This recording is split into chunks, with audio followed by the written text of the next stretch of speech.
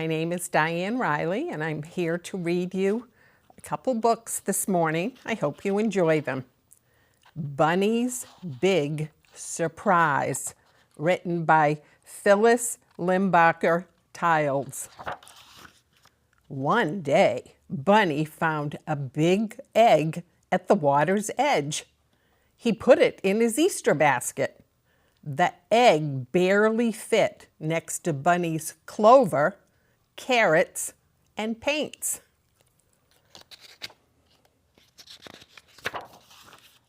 First, Bunny asked Goose, "Is this your egg?" "I'm afraid not," Goose said, and waddled away. Next, Bunny asked Heron, "Is this your egg?" "Never seen it before," Heron said, and waded away.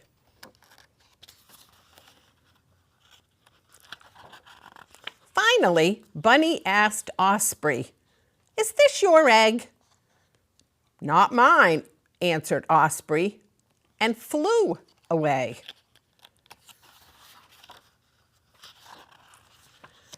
Since it wasn't anyone's egg, Bunny took it home. "I'll decorate it for Easter," he said. First, Bunny painted the egg many colors. He put the big egg in the sun to dry. All the while, Bunny wondered what could be inside that big egg. Soon, Bunny settled down for an afternoon nap. He drifted off to dream. In Bunny's dream, the egg wasn't a gosling, or a heron chick, or an osprey chick.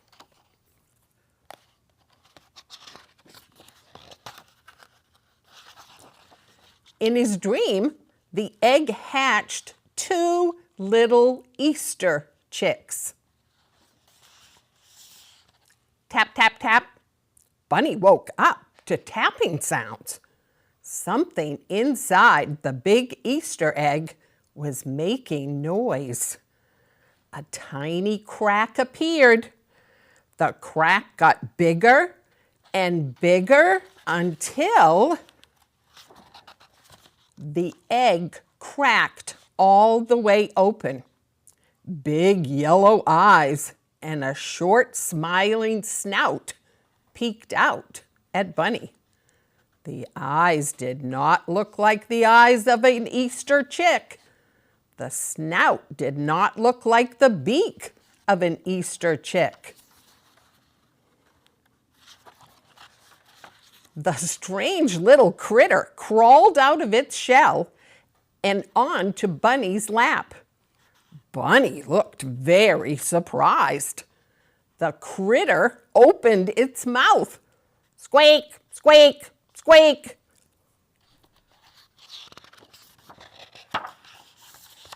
"You must be hungry," said Bunny. Bunny picked up some fresh clover, but the little critter would not eat. Bunny offered it a carrot, but it still would not eat. Bunny put the little critter in his Easter basket. He hopped back to where he had found the egg.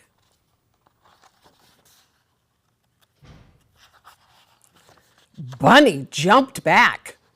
Close to the water's edge, a mother alligator opened her mouth. 4 little alligators began to climb inside.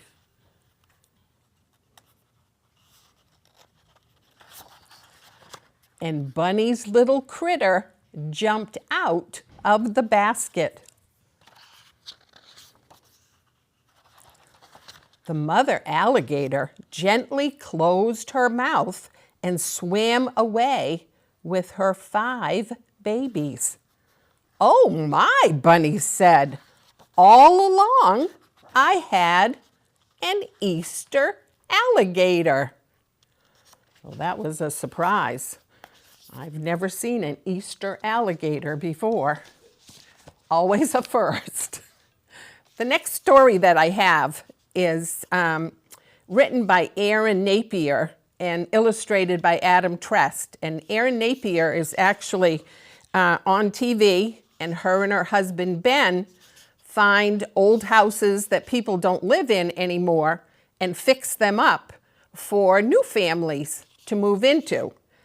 And this story is written, it's told by the house, which is different. Usually stories are told by maybe people or animals, but this one is actually written by the house. And the name of it is The Lantern House. It shows you how the home goes through changes.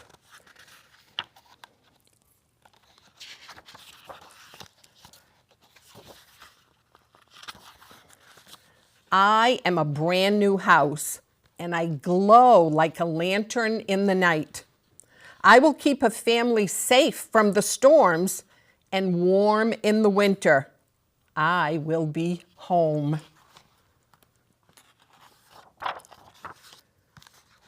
A couple builds a picket fence around my feet and plants flowers in my yard.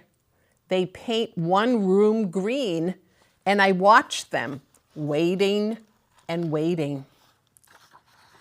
One day, they bring home a wiggly, wrinkly little girl. She learns to play the piano in my living room and chases the dog in my backyard. I watch her grow with the pencil marks on the laundry room doorway and miss her when she goes to school.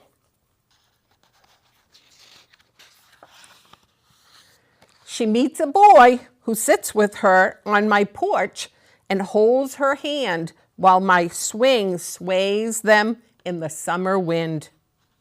One day, she marries that boy at my fireplace hearth and moves away to a house of her own. The couple is older now. Sometimes the two of them eat dinner on my back porch and dance to the radio in my dining room. But the days are growing quieter, and the nights are calm and sleepy. The girl is a mama now and brings her little boy to visit his grandparents, where they teach him how to plant tomatoes and climb the magnolia tree and how to make biscuits in the old cast iron skillet. My glow is dimmer than it used to be, with only one bedside lamp on in the night. My blue paint is fading, and the picket fence is broken in places. But the woman still carefully, slowly sweeps away the fallen leaves. She eats alone now, but I keep her company and hold her close in the storms. One night, the lamp does not come on, and my windows stay dark. The mailbox is empty. Only the leaves dance now in the corners of my porch, and the spiders spin their webs where the girl once slept. Dust collects where the piano once sat. I creak in the winter wind. Sometimes I dream about a family who will love me again. Will I take care of a painter, or a trapeze artist, or a stargazer, a gardener? What will I become? I am waiting and waiting.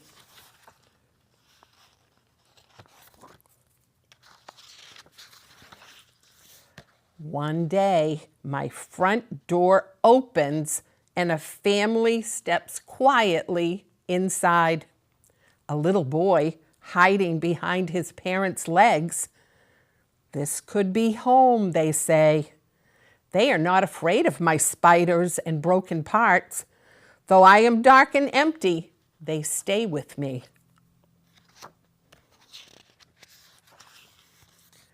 They paint me yellow and plant roses along my new picket fence. They wallpaper my hallways and sweep the spider webs away. After my family cooks dinner in my kitchen, the father plays a guitar and they dance. Even though I am old, I can dance too as my floors creak along.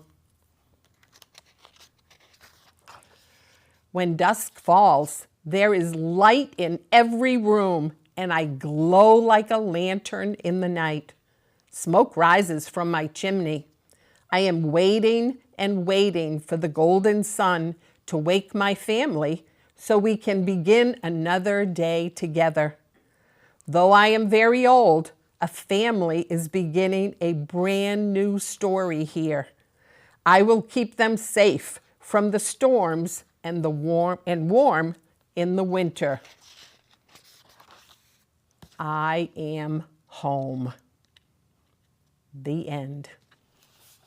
I hope you enjoyed that book about an old house getting a new life. Thank you. Hello, boys and girls. I'm Debbie Lincoln, and I have a couple of books for you today. The first one is called He Came with the Couch, and it's by David Slonim. He Came with the Couch. Our family needed a new couch. We looked and looked, but we couldn't find a couch we liked. By nighttime, all we had found was a tin horn for me and a squeaky bone for Roscoe. Then Dad suddenly hit the brakes. "Aha!" he cried. Larry's 24-hour rummage. Soon we were heading home with a new couch. "Who is that back there?" I asked. "I don't know," said Dad. He came with the couch. The next morning, he was still there. So I gave him some toast and let him play with Bonnie, my doll. "I'm Sophie," I told him. "Who are you?" But he didn't say anything. "Can we keep him?" I asked. "No," said Dad. Mom and Dad tried to persuade him to leave, but he didn't budge. "Maybe he's sick," I said. So they called the doctor. "It's an acute case of upholsterosis," said the doctor. "He needs to get out some more." So we took him to the Grand Canyon. We took him to the beach. We took him to Washington, D.C., but he never left the couch. Mom and Dad said we just have to get used to him. "Great," I said. Then, one day, a branch snapped, and I fell from my tree. "Help!" I screamed. Then there was a sudden crash. He saved me.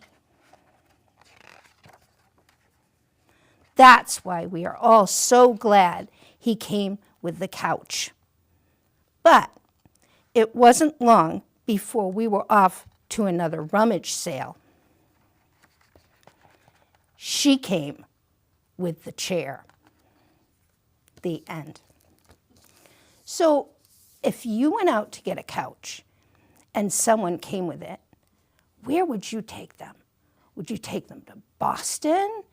Would you take them to Fenway Park? Would you take them to Mount Monadnock?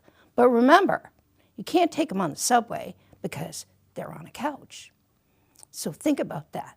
And would it be fun to have a creature on your couch?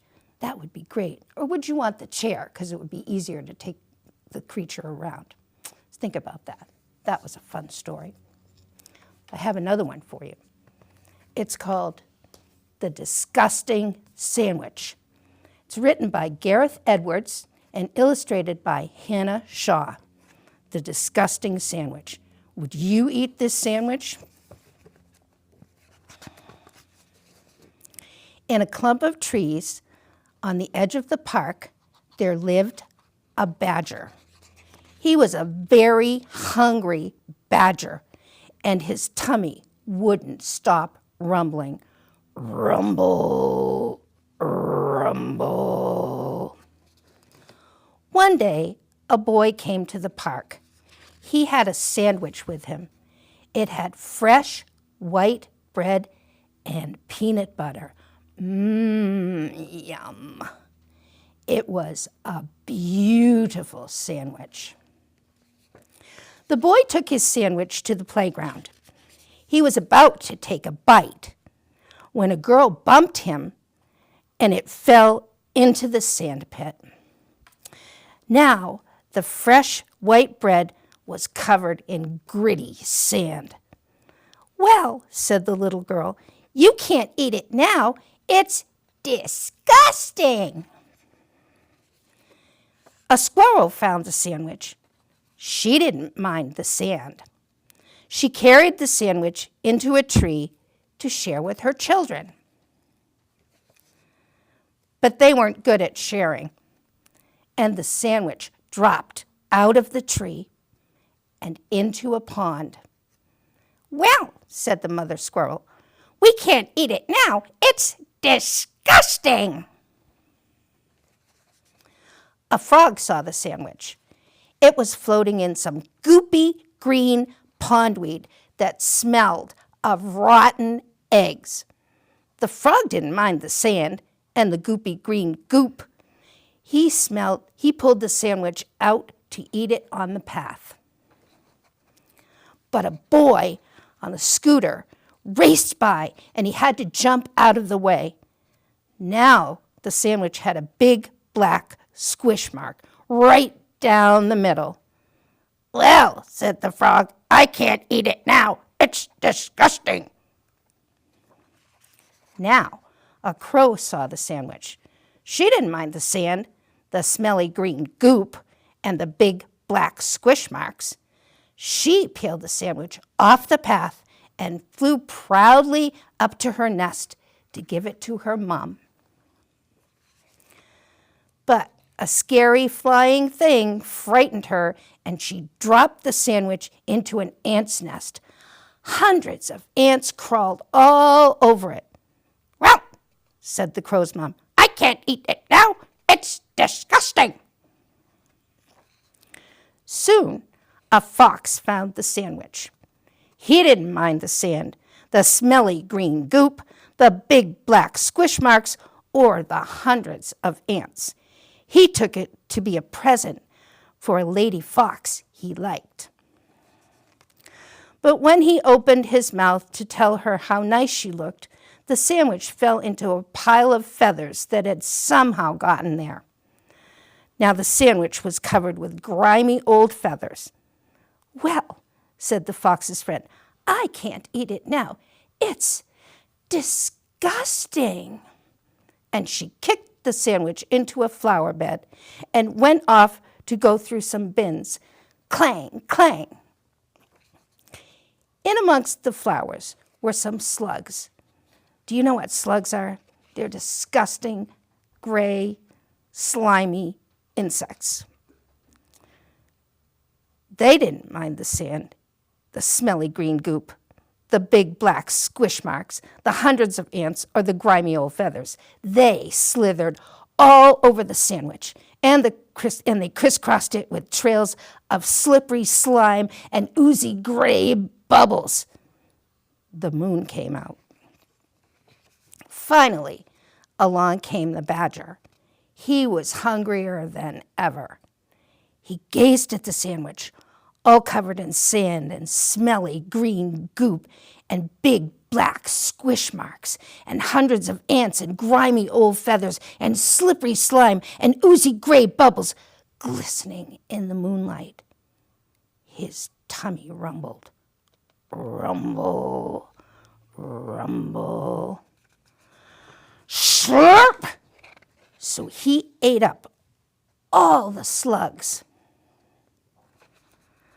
But he didn't eat the sandwich because it was too disgusting. The end. So I hope you never have a disgusting sandwich. Go home and eat some peanut butter and jelly and have a good sandwich. Thanks for listening, boys and girls. Have a great day.